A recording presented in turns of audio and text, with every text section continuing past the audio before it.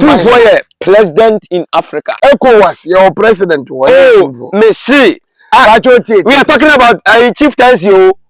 Me ka ahiniema henenya ECOWAS sem. Se binye so obi asmo bi. Me ka sem bi ache nepa. Se ka se ahiniema hene on. Wo hini biara ni wa osose na Otunfo se tutu.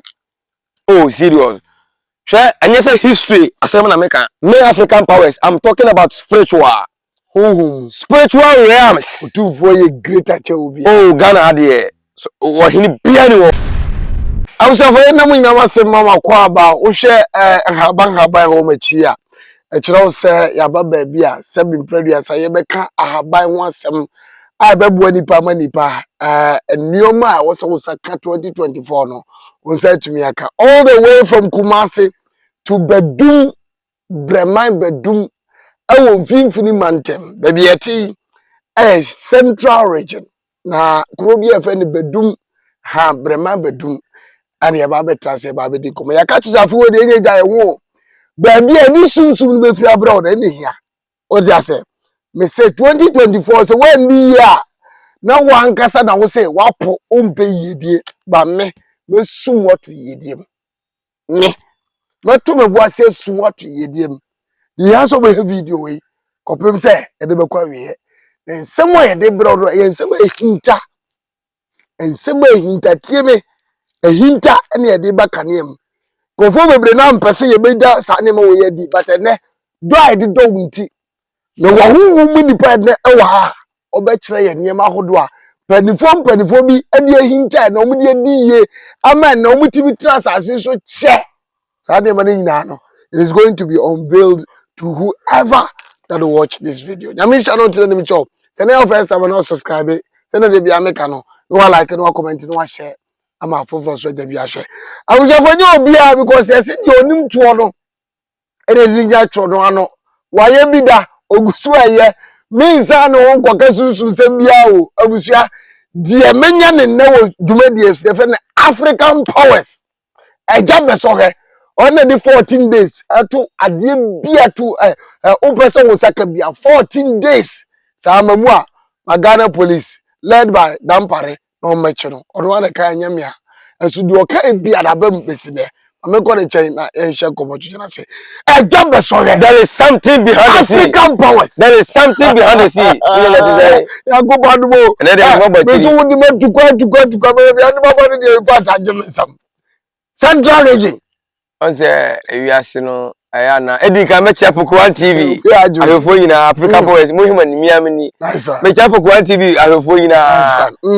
Na de bedi kan aka kire abusuafo ni say. On say na no me ba studio hono no. Me ka kire abusuafo yina say this is Africa yina rembo bi ato. Am Africans. Eti no Africa ni ba be him biala so ye Ghana ni we Nigeria ni we Colombia be bia wo biala ay Africa na wo. Yeah. Mumba yenji bibi ni se bibi ewo wi ase. Yeah. Africa ni ba biala. So you say bibi wi ase a e de be bia o ye die kwa ye dey ama o. So we tuntum nko ade. Yes. Oh no kure ni. So you say bibi wi ase a because we own doubt bibi. Yeah. Say ni pa ne de kwan bia so consider ba fam. Obedi. Yeah. Oni ma be koso wadwa be koso. So ka say bibi ni wi ase de a. Make up of kakra. What do you want to tell me? Say bibi ni wi ase. Na ke de tupunu. What do you want to tell me? Say that make say bibi e dai e wo wi ase. There is something behind the scene. Share I don't me but TV so I don't be say me ho be sane TV so. Na ko me ho na sane. Ho me sane de na be. E sane off your TV be ko off. Me na come chiro. Oh, na say me say Ghana I say oh. Comfort me say Ghana I say comfort me wa be say me na make am come wa dance here. Ni me say asofo mo Ghana so pero wa be say me be ka se mo say so. This is what African powers what me to me ba ko. Ye nation come and say dey to so e ba mu. Apart from that, o pero wo a what me say public wo a between come say kesha to public so say e bia for example 6 March bi ba say na business wo na wa bre. Wo a me say come say e bia about 2024 yi say na be so ka na ba wo na wa bre. Obi o timi say come ne me come ne enya pe no o mre oni aduro akasa ahaba kasa want because me na ahaba kasa physical one why entimi nei onim bibi so obi frɛ me say o kidney problem na makonwura mu kwaye mu sei me kwa me say abusafo maba abusafo no ni ahaba no omoye tumi wo mo kasa ahaba kasa physical no doubt me say ye betra ahaba ya yesa omo ba nyina obi ani wo frɛ me kasa Kofi Boku oho ye bibi aboko obi ani man kasa oti afidie kasa se na ahaba kasa de bi akasa na be ana ye de ba odifo ba na betuma ka kire me say ahaba kasa Ghana ha odifo ba yi omuni anu wo de me ba konfo ba na betuma ka kire me say Ghana ahaba kasa anke na konfo obi ko no wa hen ko se do ma ni ahaban konfo abiri nyina konfo wo so abiri ni ahaban nduro me kan da ye was boso no ha wo ye adwuma ba se ahaban ankasa boso me ne asam para me ka cho ne no efisa yale a eni aduro no akonfo na esa na busa me se akonfo no ko sa yale na e de no mutumi sa yale no ibusa wo e de mutumi sa omo kosoto wo mabosom yale eni aduro no asofo na esa busa me se sofo we de mutumi nya kan ba nduro sa sofo bia no abaka chi busa on hospital ngo jala se ono ka se ina duro asam pana me kan no asofo no e ma sha sam bua de ho Ghana sofo bia ni o de bi sam bua sofo bu de betuma ka kire me se obi ba no ho ma ne ka kire so on fo yale no hospital ngo se sofo ko nya duro ni huwa mene Yesu ba wi ase odo bi ko hospital da e instant miracle entina me ka se frame African Post me na me challenge Benin for physical ese Benin for de o mo shema sekete no doubt we so ko confirm chi free Ghana hanu mu sei yeah o free Kumasi is still region ba Kumasi e wo Ghana na ni Benin e ti Ghana hanu mu sei no Africa anyina ana ye nya confirm bi se confirm no chi e ma ni command golden ayi no me ti kan blofo golden stew ana golden stew o command sika ajako fima ni ba asante mu ha enu nti sika ajako fima be yi African powers se wo mra be boa my Ghana abueche fo ma boa wo mu Ghana fo ma boa mu aduma we mi na mi so akete me ye wo na me rasta enti me no me sebi obi nka se me ye wei ba me nsa chene eni me gbe me ni pa hu de me ye sika Ghana you me na me ka che pain me no mdwa da bi to boasio sika Ghana na you de ta me ka sa ne se me African powers ye wo me na me rasta ma yesu su madwuma sa so many years ana me de anyini okay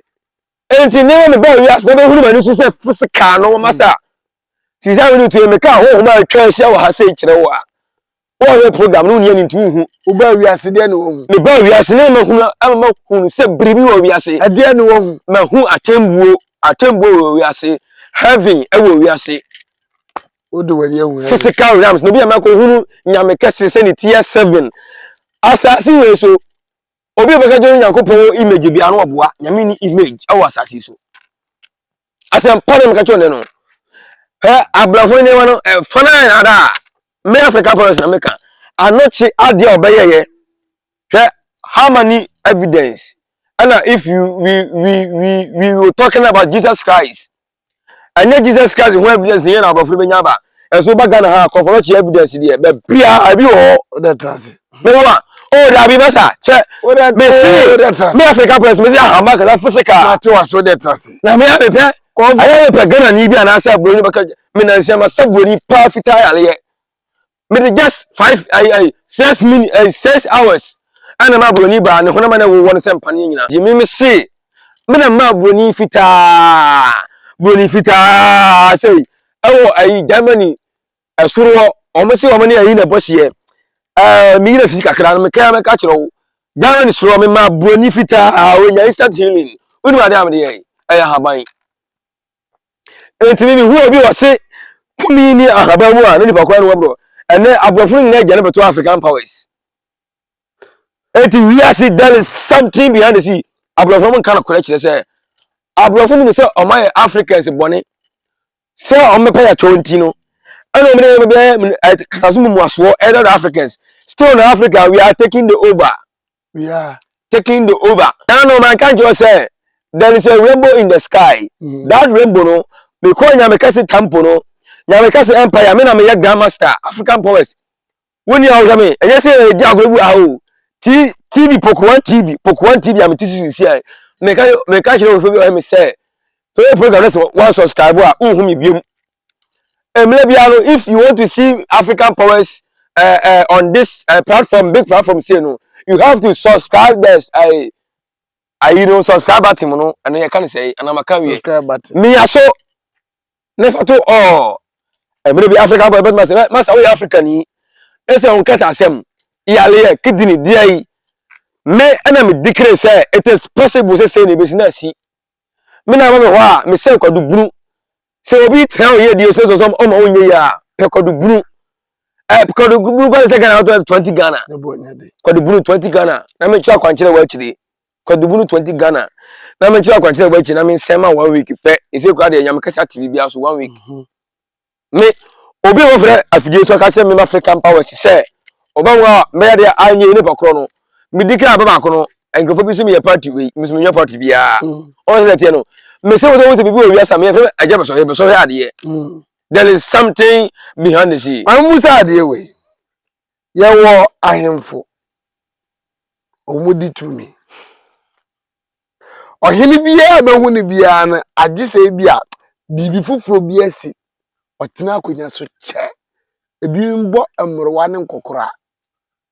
ansa no mafiri akonya ne so ana se bia ba mo uwo abefa ne ko bebre na atena akonya so ebi afi omumra ntibrem na omata akonya ne so ache omkokora brem yewura asantehene otumfo obedi akonya na oya brante ene ba bia ni mfie kikako ono so do obedi akonya na ache papa ene mpachompozo mbusawo ayemfo de na ma omutimi nya enyini che wakonya so na omutimi diye because we wo ohini bia no na bi wo ne nsam secret ne say the day was sorry no and program no all the way to the central region and so some so answer na masata na say okay eni kan check say enkoma no 2482 na ewura eboye mu asema ewura on tin yati ba bie the entire asemu e masore so na masana matras ne say empanyefo say ahinie esede ahinie dey ese no what you say empanyefo say funti funafu dencha funafu omudi diko ya funukrum enso mudi no wo pre ho uneta mekasa no empanyefo say akazim say otwe ankogwa no ngoma yere eko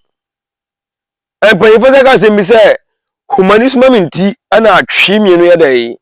na de abebebrebe awubu asema mbusa me bekasa bi sa so na ba fante ha ede meka fante kakra mfa cheme enfantefo eya ye kan asem bi de se disi kwachi wankugwa no makọ ma meka na etemase o se na de meka fante so me asante de meka ne se ewiase de tie ma empanyefo ni bi nyini che na pa na be ka asem no to be fragrance no me na ba kuya no hwe okay ma so me na me de we ni asem a me no na ye ka me che media na nipa wo so ho se bi nyeso obi asemo obi me ka asem bi a che won ne pa se ye ka se ahini mu ahini on the whole Ghana wo hini biara ni wo so se na otumfo se tutu oh serious share anyesa history asem na meka me African Powers I'm talking about spiritual realms otumfo ye greater che obi oh Ghana ade wo hini bia ni wo na wo hini ba na timisi wo man hini wo Ghana ha wo nti so ya kuromu ahini a obetimasi wo hini bi se wono maye man hini se ho ya bi se wo ye man hini pacho de David tete wo kuro na wo so Otumfo ye president in Africa Otumfo is a president in Africa continent even North Africa if say but I make say I swear almighty nyamekasi ECOWAS your president me see we are talking about chieftaincy o me ka ahini ma henenya ECOWAS sem ECOWAS sem de ye wa manfo omo wonim de asuasuku akose omo ye charge ma we ene aba omo se omo koda we ya no but the ka chieftaincy power sem wa whole Africa abibi man oh no doubt na kede ntina Kwame Nkrumah ka so by for Africa the reason one is Kwame Nkrumah ni Nkrumah Africa baby papa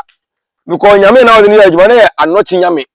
e do bi otu nyame di say kankan nyame anochi oba wi aso obo say nyame di kankan hono nim konforo chi nyame di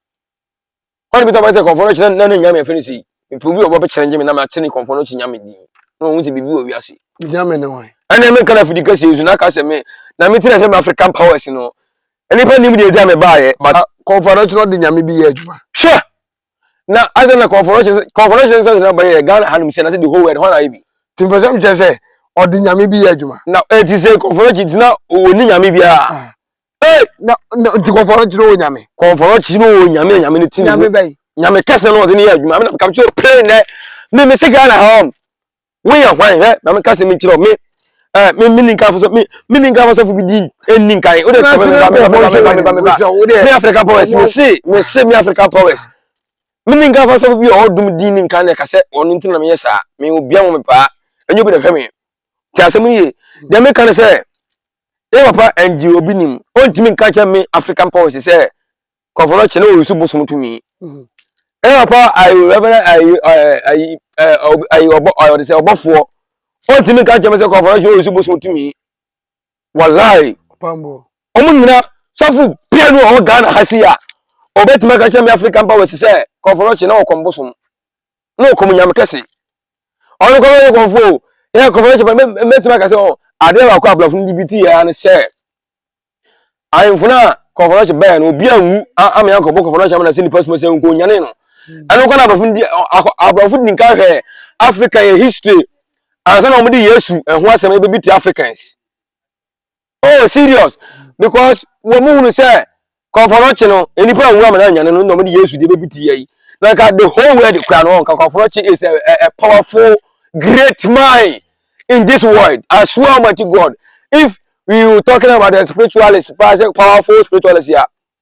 yes, Konforochi, Muhammad, what they say, so be you okay, if any say, they so be you okay, I'm really feeling.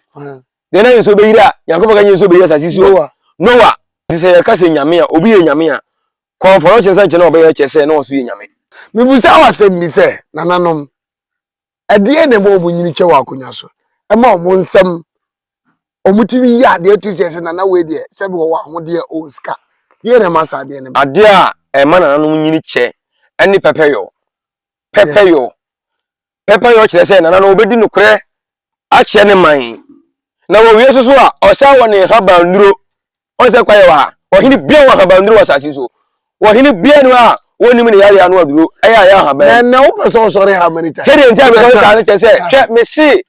wo hini bia wa ha ba nduro asase we so wo hini ha ba nduro ne ye den na mo ha ba nduro ne ye na nam forest no say Ghana flag how many colors red and black red ni gina homa ye na no mojo mu hegu asase we so de Africans gold ni gina homa ye na no sika akọ green no ye na no forest ye ha ba nduro ni green no enti ahemfo je herbs edi more ese abrafo ne de no asem ohini pie no waje goni adu ese bibini edu enti saa nubuna na awo omo ne mo nyini ene mo nyini check first ana ohini bia so jibidi se bibi wo ohini bia jiri se bibi wo wiase ohini pie no betima ka se mi African powers se bibi ni wiase ane ya saa ohini no na kemeka je ne se akwoside edu mo nkonkunya so okwa de nkonkunya so enkunya so no okwa sana be okra nsuo nsano mo eni gban me boa we nyina ala de se bibi obi ase ntime se obi ta se hwinu a eni ba kwa mo boa de me ka ne se asofo ebire omo sa se mbamba sa sidi e ba pam wo no se bibi obi ase enje obi nim no se bibi obi ase e papa reverend bafo no se bibi obi ase archbishop ani e papa so fo mo ga na nyina de obi ka se bibi ni wi ase no de wo wi ase no o ka kire wa be ka se ya bosom nti won ko oyo ka se bi ni wi ase bro no se bosom wo me na me ka me se onne me na me ka adomi che bi ase no bibi ene oboa o se bi woni se bosom wo wi ase me na me ka me kire wo se ye papa adomi che ka me se bosom ni wi ase na wono na djuma na wo ye no nim nyam djuma wo ye ase me na me ka kire pain na kede na kede na ina o tu fu akunya ba ye bibi ni wi ase na ka sa akunya no ba no doubt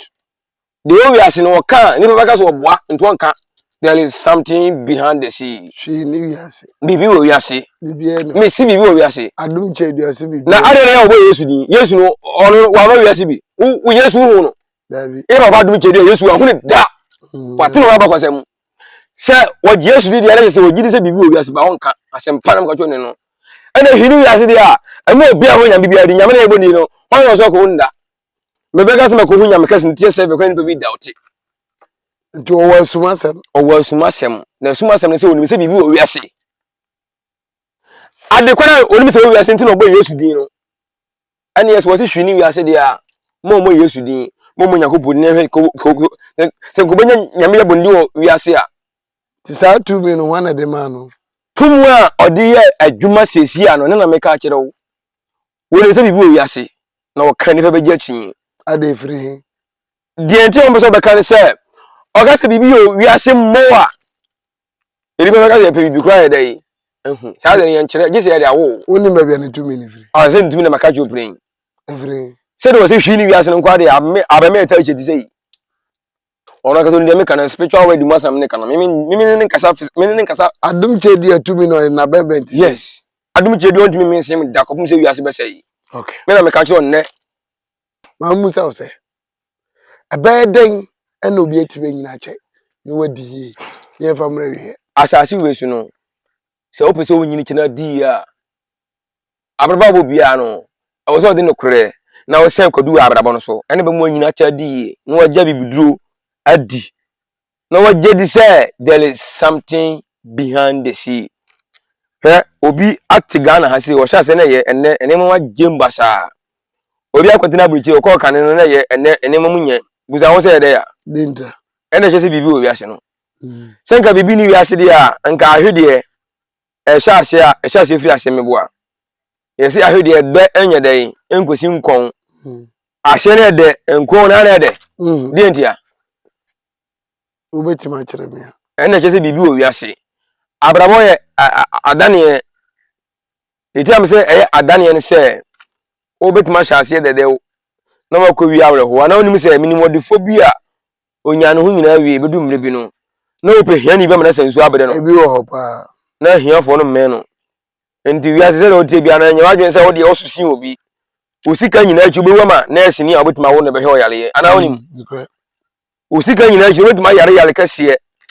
na obi a onyini se obehu wo nipa bi na esini wadagem ohu wadagem enti wi ase mani pa fa sika tunu ho se me wusika sin we ene mfa nko babia tumi ne de kasa okay enti obi wo tumi bia che se nye se wo tumi se wo tumi a wo se mra e wo mra ne wo tumi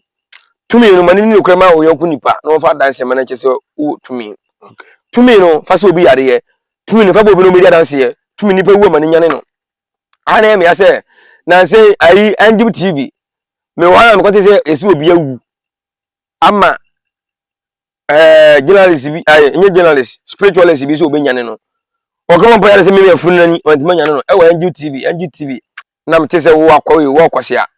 o te se African powers ni pe wo mitim nyane ni nti na wo se odisi awu me obi wu na so fa ni che free jam mitim nyane no o wu pa no doubt ni pa ho he pa ja chi nyine wu he se ma me nyane wa o me kana na me de me kama se ma ma kan pini a kire wo me se se wo ma me na so papa wu nua na se wo danfo biela na se ni 24 hours offer me akwanche na me kire so yen kwa ma bi nyane funu na me ba me de se twefo bi di ma chiaba se no ma free tumi na free pum okay pum tumi abeka ho okay obi ya wo ne brada